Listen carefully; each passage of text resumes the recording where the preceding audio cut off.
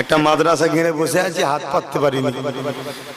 3-4টে জমি নিয়ে বসে আছি, হাত পাততে পারিনি যে বিল্ডিং করবো।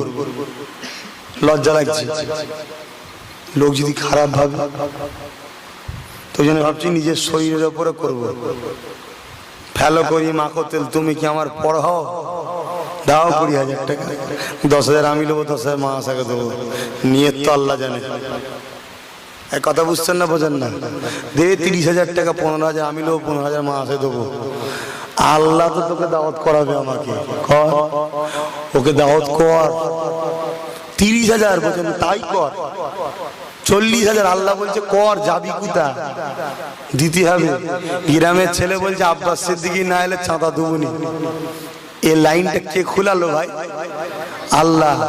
আমি গেলে যখন চাঁদা দেবে না, আমি গেলে 2,000 1,000 জায়গায় 2,000 দেবে বলছে, দে 50,000, আমি নেবো 15,000।